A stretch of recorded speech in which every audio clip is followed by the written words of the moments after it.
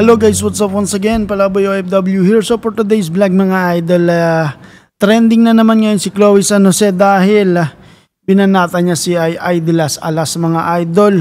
Dahil nung mga nakaraang linggo, ang sinabi ni Ai de las Alas kay Chloe San Jose, hindi ka pa asawa girl, girlfriend ka pa lang. Ayun yung sabi ni Miss Ai de las Alas. Samantala, nitong mga nakaraang araw, napababalita ngayon na si Ai de las Alas at ang kanyang asawa, yung bata niyang asawa ay naghiwalay. So ngayon binanatan siya ni Chloe San Jose mga lodi. Ang sabi ni Chloe San Jose dito, "Back to you mamang, not to make fun of your situation, but what you do to the others will come right back at you 10 times. It's just the universe law." Ang sabi umano ng girlfriend ni two-time Olympic gold medalist Carlos Yulo na si Chloe San Jose. So, ano masasabi niyo dito mga idol? So ngayon, trending na trending to mga lodi na si Chloe San Jose nga na parang binastos niya na naman ang isang ulirang ina, ang isang icon ng mga nanay sa Pilipinas na si Miss Ai de las Alas.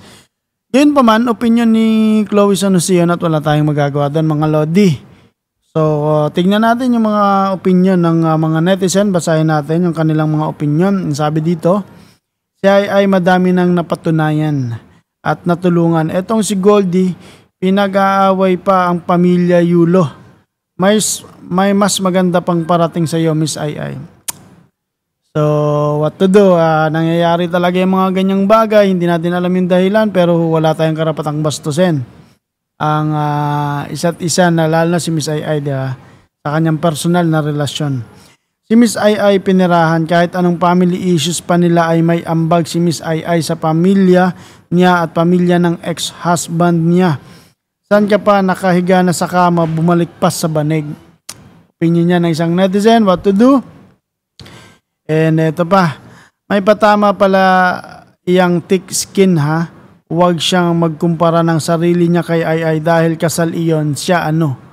So, hindi pa naman kasal si Chloe kay Carlos Yulo pero let's see, tignan natin. So, ikaw idol, anong masasabi mo tungkol sa isyong ito na binastos na naman ng isang Chloe San Jose, ang isang icon ng mga nanay sa Pilipinas? So, para sa akin, opinion ni Chloe San Jose yun dahil nga sa may mga binitawang salita si Miss Ai, wala rin siyang karapatan na husgahan si Chloe pero kanya-kanyang opinion yan. So binawian lang ni Chloe San Jose pero as nakatatanda dapat hindi pa rin ginawa ni Chloe San Jose yan. As respeto na lang kay Miss Ai dahil nga budget na siya sa mga nanay, ngayon budget na siya ulit. So what to do? Ikaw mga idol, anong masasabi mo sa pronouncement or sa komentaryo ni Chloe San Jose tungkol kay Ai de las Alas? So yun lang mga idol, Palaboy OFW here with Pinoy Vloggers in Kuwait, Rapi Sam Still and Brian. Punta na mga lodi, huwag niyong kalimutan mag-subscribe.